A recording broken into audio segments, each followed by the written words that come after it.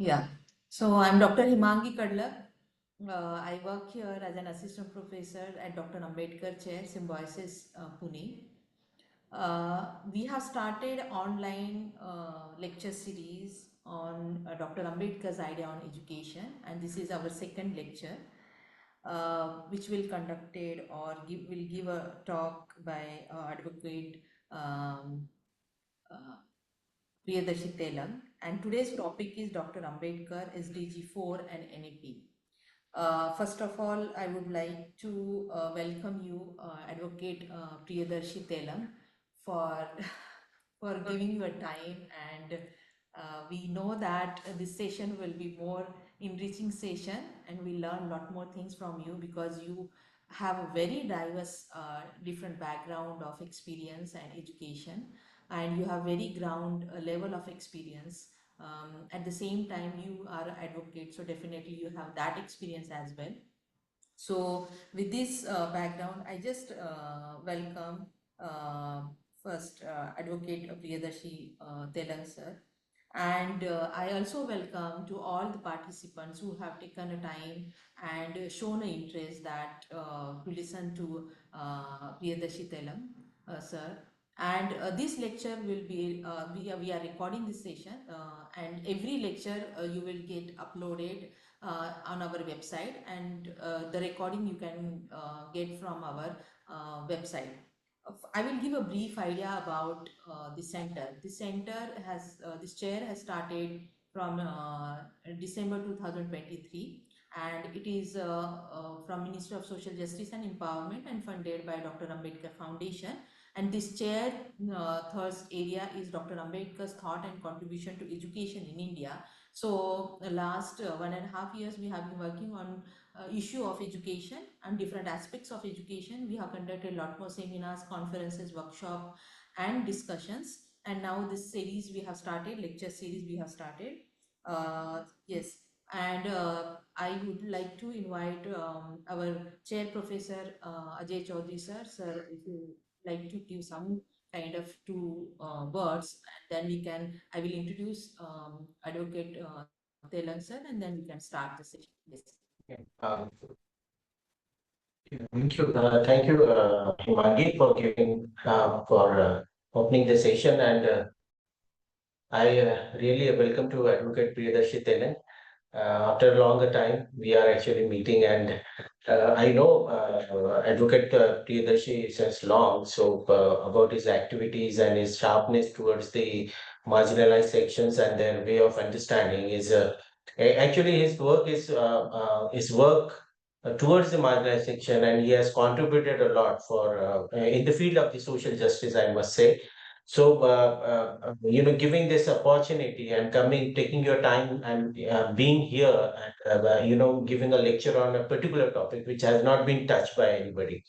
If I feel like Ambedkar's idea of Dr. Ambedkar's and his sustainable development goals, relating this particular thing with the new education policies, I feel will be a very new perspective for understanding. And adding to that, it also, adding to that, it also give us an opportunity to see Dr. Ambedkar in a global terms, in a very wider terms, that how he was looking at. So for that purpose, Advocate Priyadarshi, we got it, and he has actually give his consent to deliver a lecture, and that is really going to help us to see the Ambedkar perspective in a global manner. And for that reason, I'm really thankful to Advocate Priyadarshi. Thank you very much being here. Okay. Thank So I you. will give. Yeah. I'll give a brief introduction about Advocate Priyadarshi Telang sir, and then he can start his session. So Advocate Priyadarshi Telang is a seasoned human rights advocate, IT professional, and social change leader with over 25 years of diverse experience. His work spans the public sector, civil society, and IT industry, combining technical expertise with a strong commitment to justice. He has held key leadership roles, including director, team lead, and manager across various organizations. As founder of ACAR, he has driven education reforms, and legal advocacy in Maharashtra. At Dalit Adivasi Adhikar Andolan, he led initiatives promoting SC/ST rights and access to government in entitlements. He is also a legal educator, training human rights defenders and a local governance leaders. His activism includes organizing statewide campaigns, legal battles against caste atrocities, and legislative advocacy. He holds degree in law, economics, engineering with training from prestigious institutions including JNU. His participation in international human rights forums reflects his global outlook.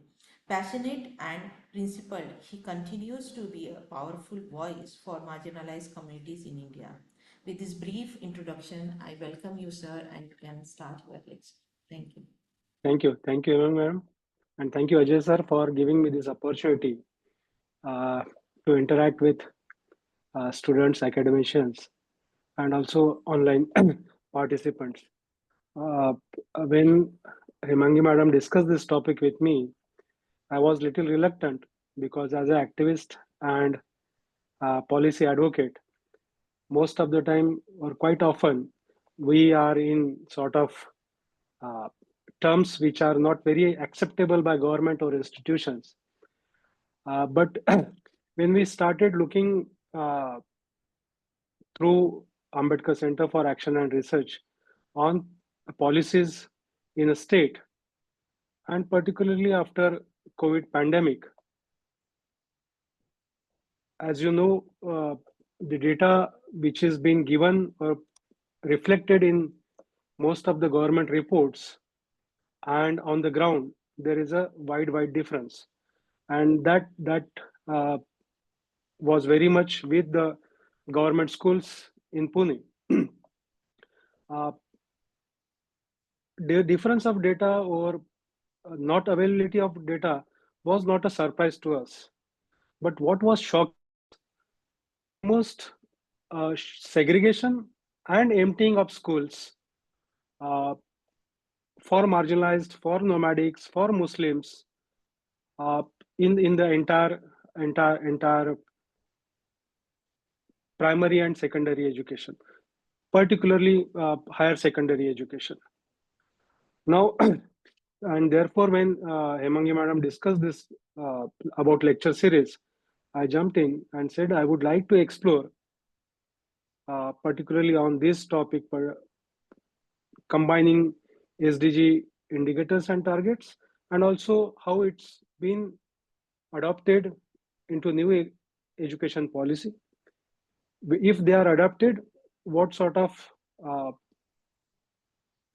transparency we have in accessing those data, and whether the data captures what is being advocated or what is being seen as a targets in SDGs. So I'm sorry I couldn't prepare a presentation which will have given us picture to you about figures, because I'm not feeling well from past 2 days.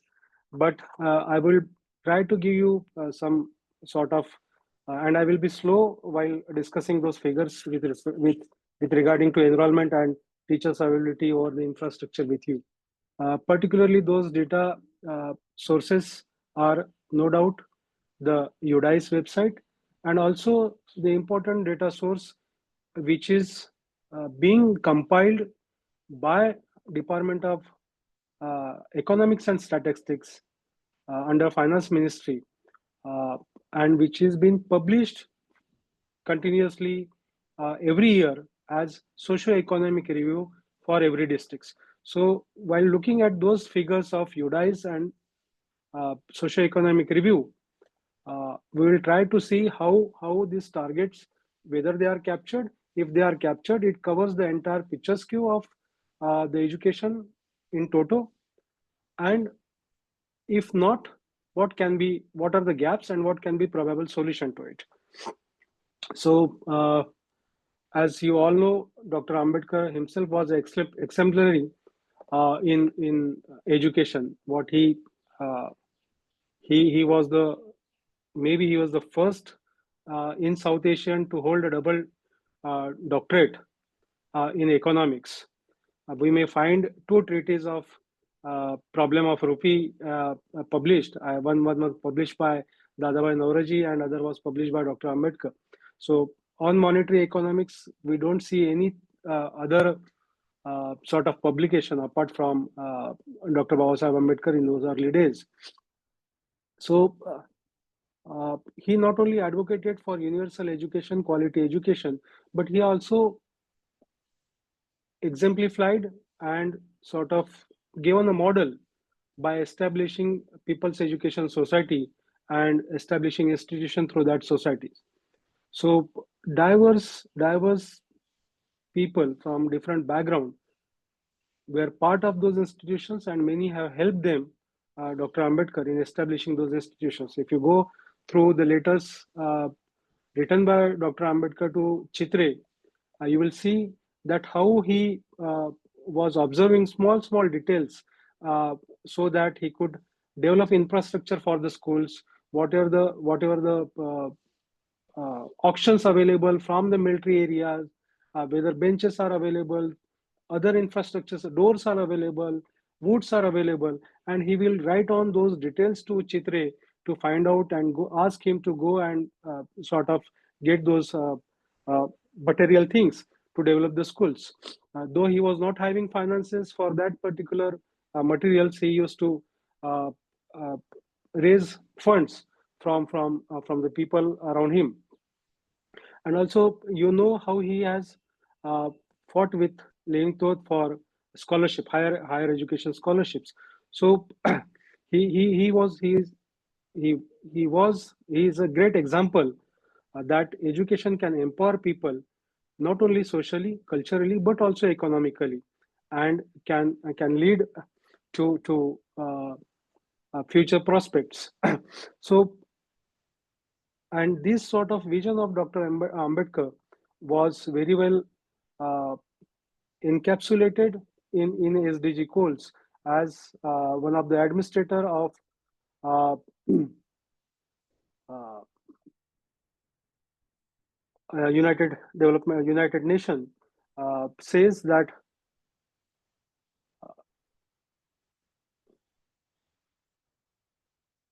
Dr. Ambedkar tried to address these social issues of social justice, inequality, and access, and which are sort of uh, part, which are the main thrust of Sustainable Development Goal, which is being addressed in the 17 goals, and those 17 goals are interconnected.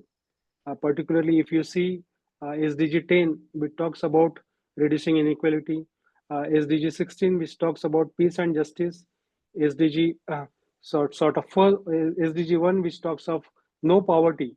So all these are interconnected, and Dr. Ambedkar has, in his various writings, particularly if you look into the states and minorities, how he had advocated for key industries and basic industries that should be in the hands of government.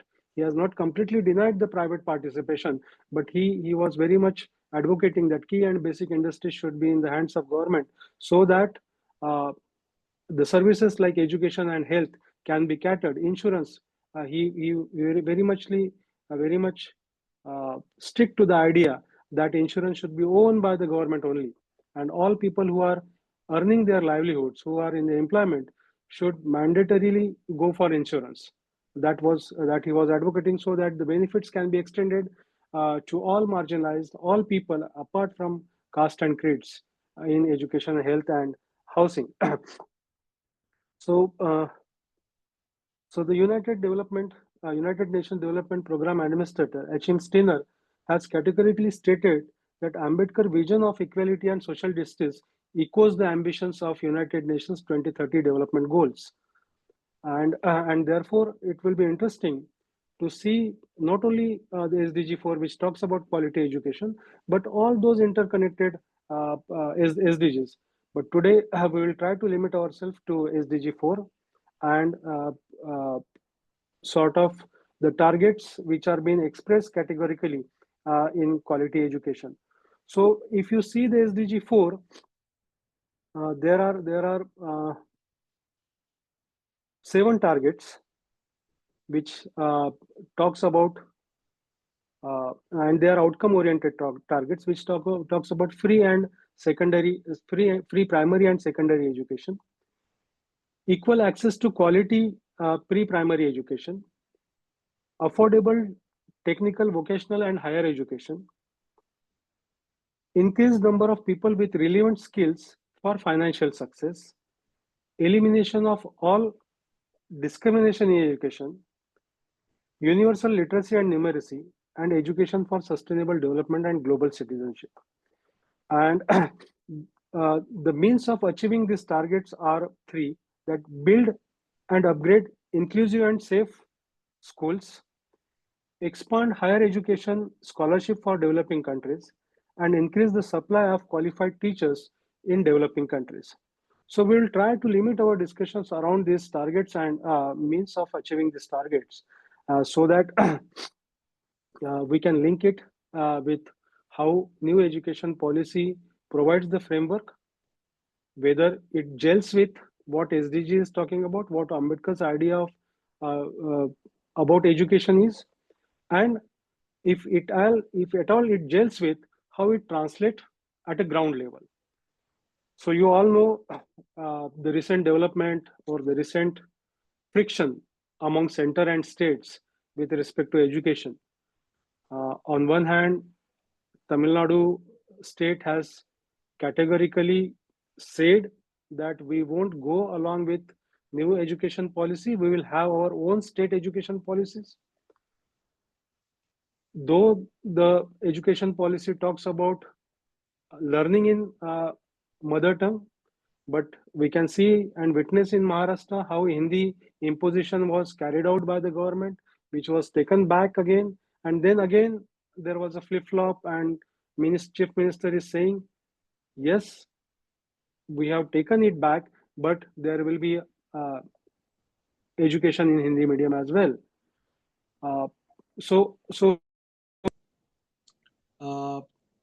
all is not well with respect to policies and various states.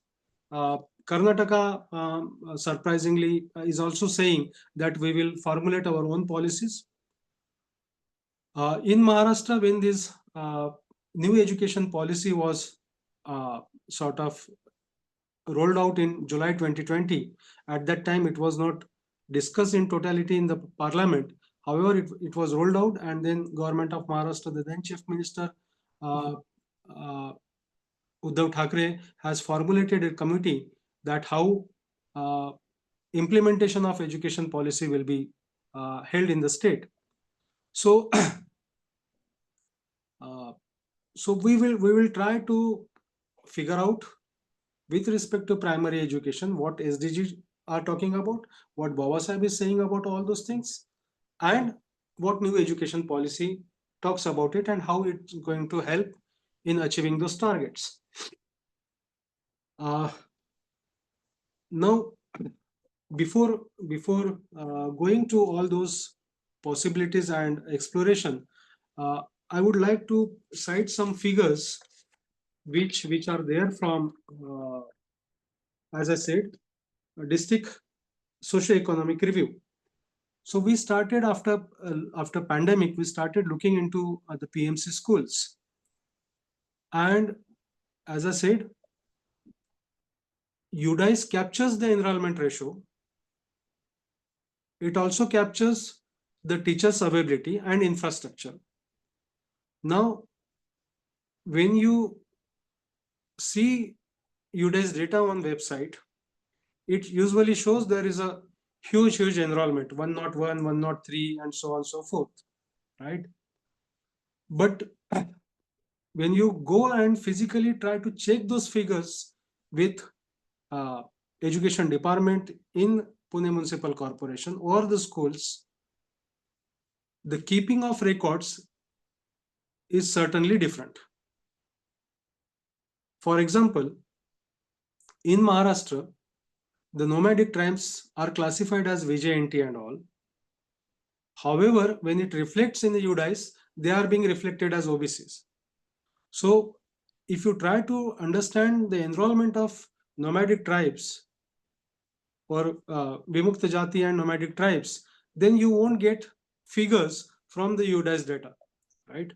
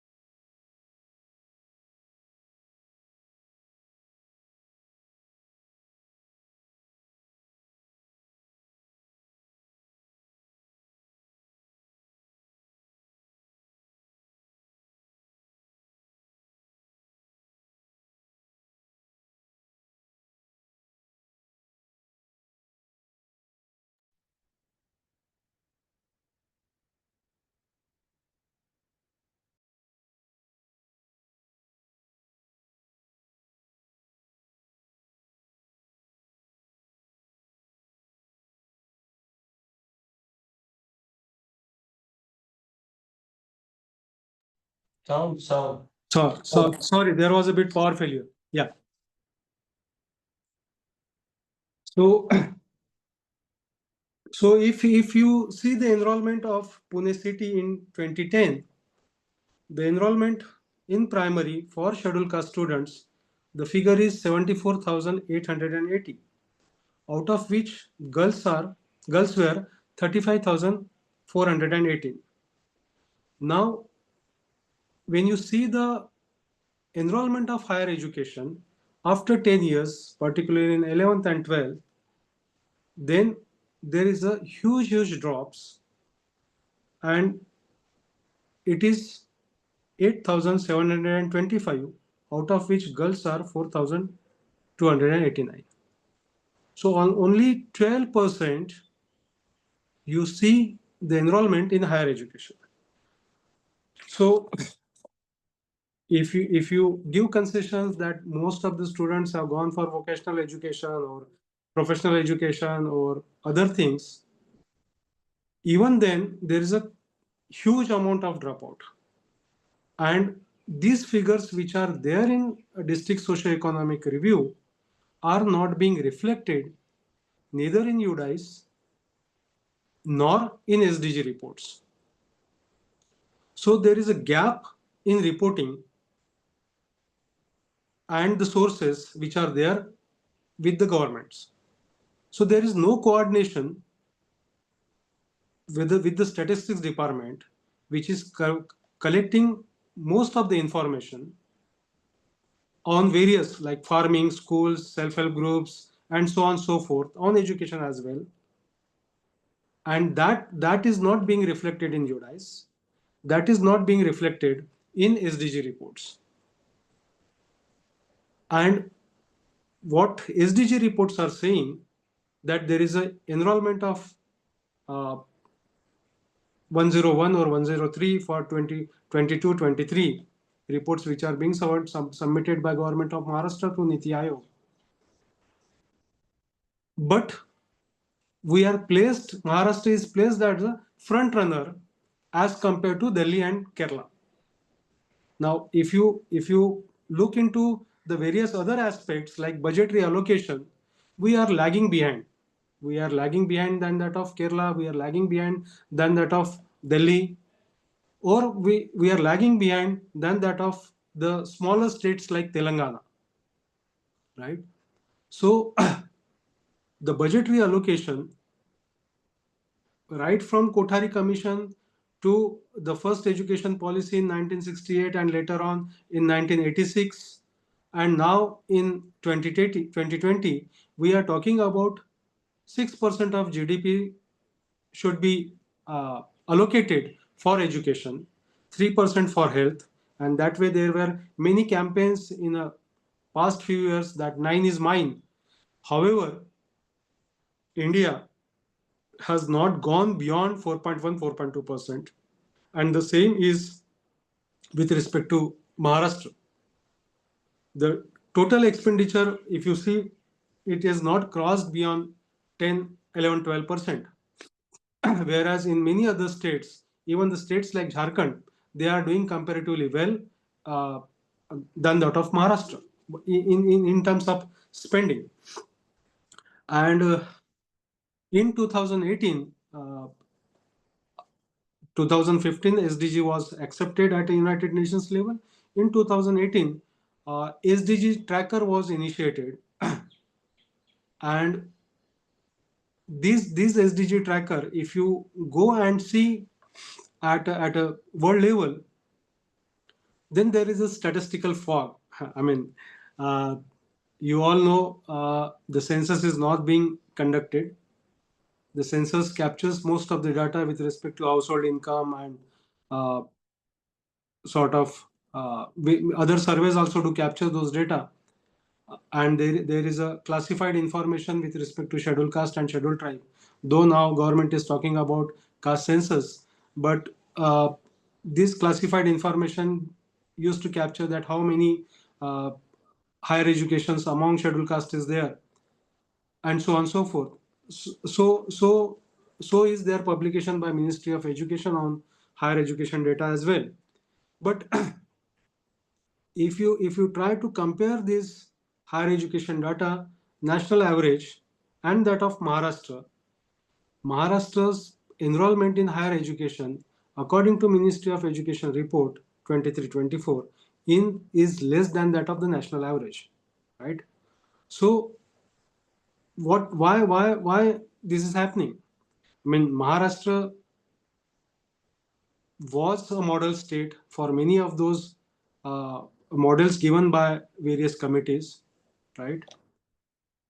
We see Pune as a pioneer city who started girls' education by Phule couple, Mahatma Phule and Savitri Mai Phule. But there is a caste blindness by which these are not being reflected on various documents and reports. To cite an example, if you go to Pune Municipal Corporation website, you won't see a specific link for schools. Though there are more than 300 schools now, which prior to COVID it was more than 365 and it has been reduced down now. But if you see on the website of Pune Municipal Corporation, you won't see a link for schools, right? And more shockingly, you won't see any information about Mahatma Phule or Savitri Mai Phule on the entire website of Pune or about city or about Pune Municipal Corporation. Mahatma Phule himself was a commissioner for Pune Municipal Corporation, and you won't see any information regarding schools and regarding Mahatma Phule on the websites. So this sort of caste blindness is being practiced, and therefore when we try to see reports which needs to be transparent, there is a statistical fog which hide information, and whatever information is being available is not being used by the response mechanism which is there. For example, there is a school management committee, and the school management committee has a mandate that they can go through the various budgetary provisions for the schools, various materials procured for the school. Even they have a power to sanction leaves for teachers, right? But the participation of the parents in SMC either is not there, and if it is there, it's just for the namesake. So one of the study conducted which shows that states like Gujarat, Maharashtra, Rajasthan, hardly there is a participation by the marginalized in the school management committee. Whereas there is a good model available for Kerala and Tamil Nadu, which talks about ICE grid model, right? Where they have made a facilitations by which Panchayat Raj institutions and parents are more involved in order to monitor and see the progress of uh, their children in government schools. So that is one good model. We wrote a paper on that, but so far it's not been published. But I can share you some of the insights which are there. So SMC is there, but it's not functional. And apart from children's parent, there is a provision of 2 activists who can be part of SMCs, right?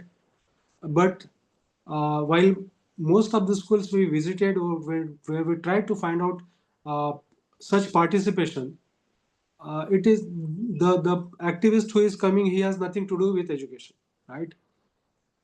1 or 2 exemptions are there, but wherever we visited, the school management committee either not held, it's on paper.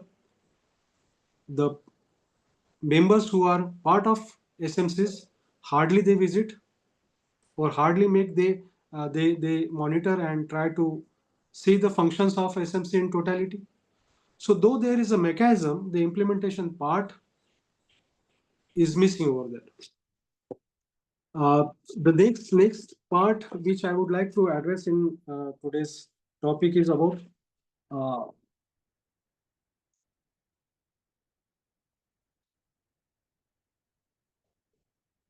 though that SDG, while accepting the all 17 goals, the major say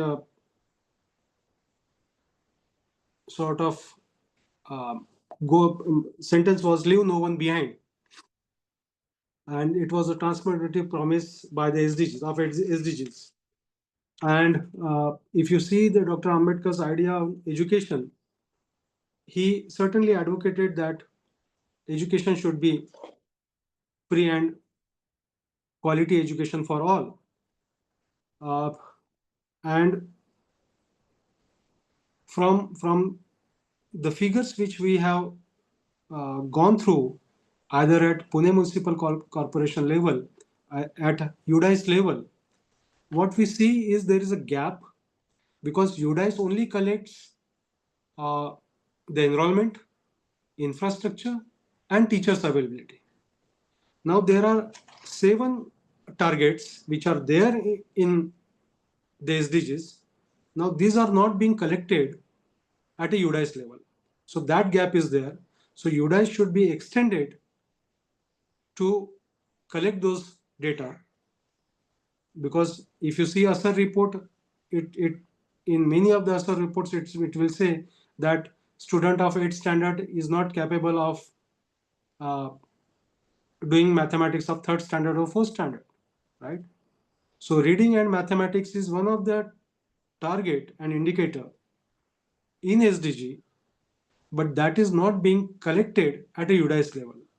So if UDICE is one major source for information on school education, then all those 7 targets should be part of UDICE. Now, when we try to interact with the diet and the school teachers who are in part of this, there is again huge gap. The system of diet doesn't have the teacher is sole member most of the time, and he doesn't have any supportive staff with him to monitor all those things. I'm not going into details of it today, but that sort of mechanism which is there in order to monitor and follow up, it needs to be strengthened. It needs to provide supporting staff, and the education committee which is there at a municipal corporation level, they also need to sort of facilitate and provide budgetary resources, because we will go through that PMC budget for last 5 years and so on. You will see that the allocation for school education is very meager, and if we compare it with the waste management, solid waste management, the solid waste management budget is more than that of education. So we are producing more waste rather than sort of allocating more budget to school education in Pune Municipal Corporation. Why I am talking about Pune Municipal Corporation? Because as far as Right to Education is concerned and Right to Education Act is concerned, imparting education at primary and secondary level is given almost to local governance, and state has withdrawn, or we can see that there are hardly any schools at a urban level by the state government apart from municipal corporation. And if you see the legislation with respect to municipal corporation, they are not there to impart education. So you can see the paradoxes. So you can see the uh, limitations of municipal corporation. The same is applied with respect to health. Now, municipal corporation are there with respect to public health on preventive side, like spray using DDT powder or spreading DDT powder and so on and so forth. Health is completely a state issue where state line department or ministry should function that at a state level, at a district level. Whereas more in many of the urban cities, municipal corporations are doing that. And then when municipal corporation are being questioned on that aspect, in the guise of legislation, they withdraw themselves that we don't have the mandate, but still we are running it. So you see the point that on one side, the state education department should run those schools. They are not doing it. It is resting with the urban local bodies, and legislation of urban local bodies doesn't give them a complete mandate to perform the activities with respect to education and health. And then with uh, English being a major language or medium of language, and every family want their kids or wants to take education in English, uh, we see many sort of civil society organizations jumping into uh, or extending their help in education by providing teaching aid or holding hands with respect to English speaking and so on and so forth. But now that is not limited to holding hands. To give you an example of Pune or Pimpri-Chinchwad Municipal Corporation, I don't want to name them, but the organization or the NGO who came up as a supporting for education are running more than 15 schools in PCMC and more or less around 10 schools in PMC. And for past couple of years or more than that, municipal corporation in these two twin cities is not giving a single penny for those schools. You see? So when there is no single penny being spent by municipal corporation schools, there is no recruitment of teachers by municipal corporation in all those 20 schools. So no reservation for scheduled caste or scheduled tribe or women.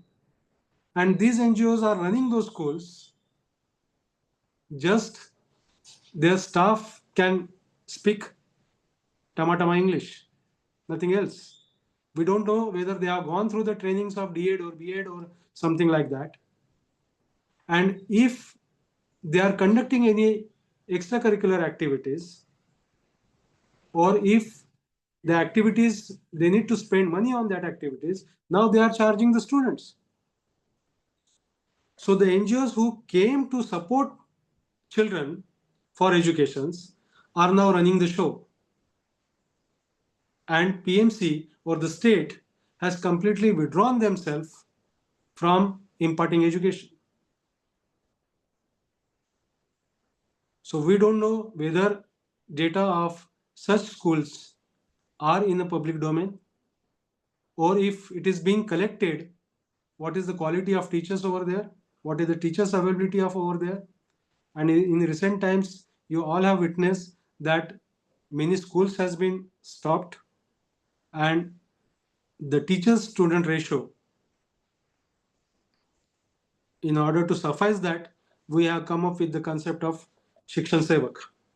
Now, if you are completely relying on Shikshan Sevak for imparting education, you can imagine the quality of education.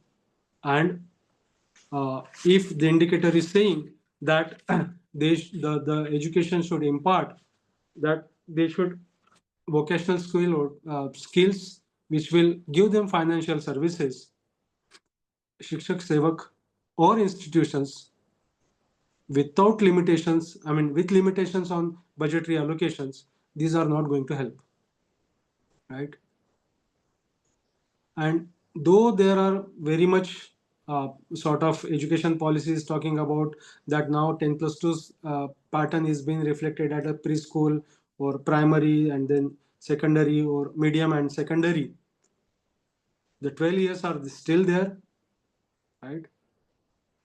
The enrollment is not being captured in totality, and the budgetary allocations with respect to center and a state is being reduced down. It's 4%, mere 4%, and out of this 4%, 1.1 to 1.2% is going for primary education. And even if it is going for primary education, the Jadui Pitara, which is being prepared by NCERT, how that Jadui Pitara is going to help student to adopt those skills or different learning methods is not known, because the textbooks which are being prepared so far are up to 8th standard. From 9 to 10, textbooks are not being prepared. And what you see, if you go through most of the school's textbook, it is printed NEP compliances, right? But if you try to compare it with the publication which was done 3-4 years back, there is hardly any changes, right?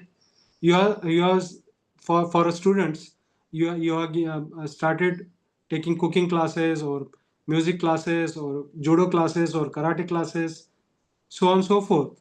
But it was also there in the earlier policy documents, and the schools were imparting it. But what now has considerably changed is that in most of the urban areas, the schools which are being sanctioned, they are hardly with any playground. And municipal corporations does have a playground, but hardly with any utilities and supporting kids over there. And when we see why there is a dropout or out of school more than that of from marginalized or minority communities, then they are not there on the playground. I mean, there is a addiction among the children in many of the urban localities. So if you try to see into this policy document, this policy documents doesn't address the issue in totality, like that of addiction or like that of nutrition or like that of sports. Though it talks about skills development or sort of vocational skills, it is not being translated at a ground level because there is a huge budgetary gaps. And one of the target is that there is a digital resources. Now, if you take this example of digital resources, the digital resources onus is being shifted to the household who are having mobile devices, Android mobile devices or whatever. Now, what is being argumented or what is being advocated in SDG is that schools should have their resources for in order to address the digital divide. But instead of focusing on the resources which are available at school, the onus is being shifted that how many household is having access to the mobile devices, right? And we can see that though there is in every household the mobile devices or the users has been increased, but access for education is only limited to 27%, right? So the education policy document doesn't address from all these interconnected, like nutrition. You take an example of nutrition. There is a campaign of Roj Anda Khao, right? National egg corporations will give full page advertisement that egg should be consumed. But on the GR at a Maharashtra level, you will see there is a flip flop that sometimes there will be a GR that eggs should be served in the midday meal. Sometimes there is a GR that no eggs should be served in the midday meal scheme. And in private school, eggs are not allowed or non-veg is not allowed in the tiffin. There is statutory instructions by most of the private school that non-veg should not be served. So eggs should not be served or eggs should not be given in the tiffin boxes. Now, consuming an egg can address the nutrition issue. The policy document is blank on it. It doesn't, or if it says it's not been addressed by the Ministry of Education while in the schemes like midday meal program, right? So what is being served in a midday meal program are packed food most of the time, and it doesn't gel with what Babasaheb is advocating about. So on a level, you will see the phrases and vocabulary which is very much similar in SDG documents as well as in policy documents. But when you try to see at an implementation level, there is a huge gap. Another point which I want to stress today is that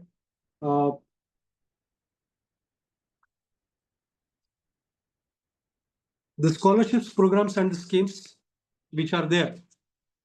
Now, for example, there is a one scholarship program which talks about people involved in scavenging. They should be given scholarship. Then there are exclusive schools run by the institutions like Bharti. Now, if you try and visit those schools, and in order to get admitted in that school, you have to get certificate that you are a ward of manual scavenger, right?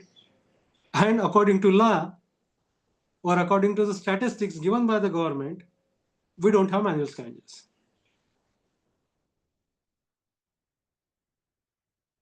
So if you have to access those schemes, you have to be ward of manual scavenger. Municipal corporation is not going to give you that certificate of that you are a manual scavenger, because then the commissioner will be prosecuted according to the law. But you have a scheme. So there are many such paradoxes within those schemes, and there is no coordination either with education department, with the local governance. So that integration and coordination of education, that ICE and grid model, we can see from Kerala and Tamil Nadu. If we can have that sort of ICE grid model, then there are better chances of improving it. And then there are some schemes where the amount is been given, but because of documentation issues, it is not being reflected. Or when it is being reflected, the number of students are more and the allocations is less, right? Post-matric scholarship is a classic example of that, right? So when there are schemes in order to, and the schemes are very much reflected to, I mean, limited to scholarship, not beyond that. So if you don't see schemes related to transportation, if the schools are clubbed together, you don't see there are additional teachers. Recently, municipal corporation PMT, right, has increased the fare of transport, even for the students. The passes has been earlier it was something 700 or 800. Now it's up to 1200 or up to 1400. So it almost doubled. But whether any concession is being given to students apart from girls, we don't see over there. So if there are schemes with respect to education, and if they are very much limited to scholarships, it needs to be see what is required in totality in order to improve enrollment, not only to improve enrollment, but also to quality education. For example, the reading facilities. Government schools can extend reading facilities because those government schools are in the locality, they are within the reach. So why is it necessary to lock the schools after 4 p.m. or 5 p.m.? You can have a good residential, or even if not residential, good reading facilities at a municipal corporation level. So if we can inculcate such practices, then there are chances that those students who are getting enrollment from bastis and who don't have good reading environment at their home because of their parents into migratory jobs or migration or menial jobs or labors which are involved in various kind of labor which doesn't give them a suitable environment for study, then such facilities can be extended. NGOs who are saying that we are there to facilitate or for handholding can pump in corporate social responsibility fund or other funds for extending such facilities at municipal schools. They can certainly have, because there are infrastructure available, but no budgetary allocation is being provided. As I said, and if we go through the figures, it will be interesting. Let me show you some of the figures.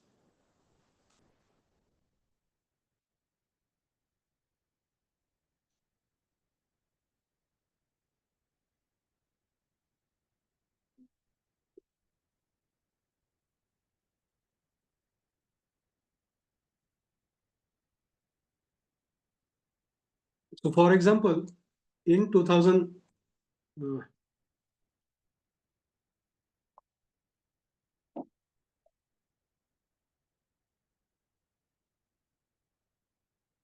so 2017-18, the allocation for Pune Municipal Corporation budget on school education was 328, and for solid waste management it was 378.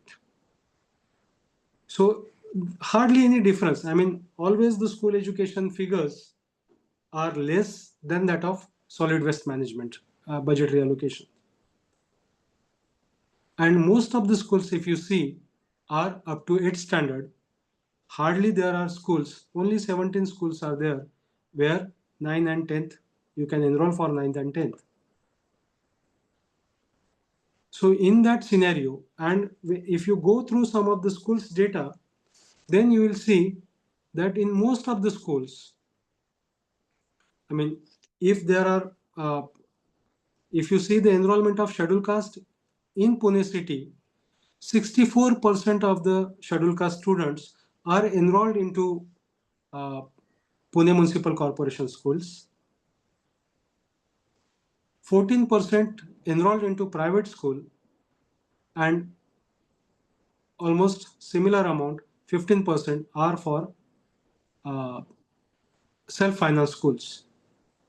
So if 64% of scheduled caste students in a city like Pune are enrolled into primary municipal corporation schools, and only 17 schools are there for 9th and 10th, you can imagine that more than 50% of the students are dropped there itself, because they can't go and access private and self-finance educational institute. If they would have access earlier, they would have enrolled there itself. But if 64% of the students are enrolling into municipal corporation schools, then the possibility is very less of sort of uh, enrolling into self-finance and private institutions. So and these are not being captured. This is not being captured uh, in UDIs, right? This is not being captured in SDG reports, and there's the gap. So if you have to address this gap, and I will stop here. That what you categorically need is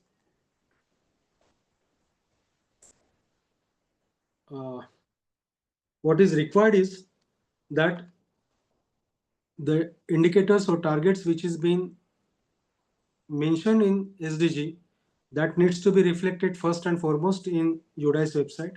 Secondly, the mechanism by which uh, or or the faculties who are part of this monitoring, then it should be equipped in order to address this gap. Thirdly, in order to improve uh, the quality education and sort of to retain them in higher education, all those government schools should extend facilities of reading and handholding at a community level, and those schools can easily be extended by adopting volunteers or by having more Shikshan Sevak. If Shikshan Sevak can be required or can be helpful in that area instead of teaching it. And lastly, by improving the state budget, right? Uh, because as compared to other states, uh, we are allocating very less, uh, at least in Maharashtra, as compared to Delhi, Kerala, or Telangana. And fifthly, the departments like social justice or tribal welfare department or minorities department or women and child development department, uh, there is need to be a coordination with respect to various schemes which are available. To give you an example, uh, these sort of what we call lower KG and upper KG, there is no data with respect to availability of lower KG and upper KG or play schools with government. Recently, government come up with a notification that they should enroll. Now, education department is not doing it. It is being done by women and child development, where there is a nodal officer. And if you go and check with nodal officer, he doesn't have any record, right? And all those private schools are charging huge money for these preschools, 80,000, 70,000, 90,000, right? So when SDG is talking about affordability and preschool is not being extended by government, then these higher fees need to be addressed by the government, which is not being done at right now.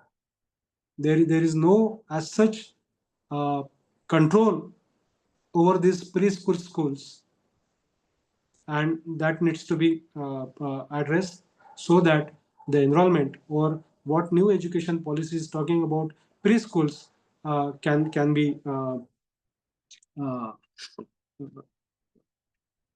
sort of given attention to.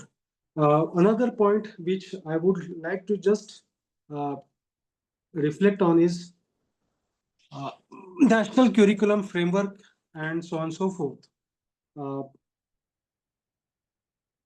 Now, national curriculum has become a tug of war between all political parties, right?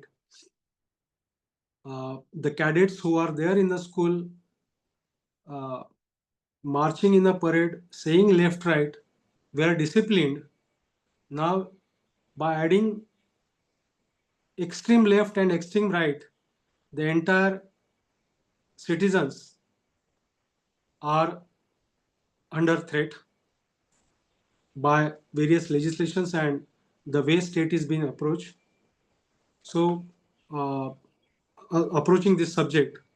So, if many of us who are advocating on child rights, many of us who are advocating on quality education are under threat by the new legislations which is being adopted by the government of Maharashtra in the name of public security. So how we are going to uh, address this issue of quality education and good education for marginalized is again a concern when the curriculum is being uh, studied with extremism, right? And though education is in the concurrent list, uh, it was in a state list earlier, but after Indira Gandhi made an amendment, it is in the concurrent list. And many of the budgets provided by the union government to the state are withheld because they are not subscribing to their program. Now, if you can see that the Sarva Shiksha Abhiyan and Rashtriya Madhyamik Shiksha Abhiyan, Medium Madhyamik Shiksha Abhiyan, is clubbed together as a Samagra Shiksha Abhiyan, and the funds of Samagra Shiksha Abhiyan is not being given to the states like Kerala and Tamil Nadu. And what is being given is also a tight fund, it's not untight fund. So state can't use it according to their state requirement with respect to education. So that is the issue. And in order to address that, a wider forum, it should not only be limited to right to education, but quality education. That forum is required, and I'm thankful that Symbiosis has started this education series. And as I said, that we are looking into the data and figures at a various level, but we have not yet completed the study. And if we can collaborate together uh, to see this segregation and emptying of school in Pune and come up with the study, it will be good. Thanks for inviting me. Thank you. Any questions can be taken. The floor is open for question and answer session.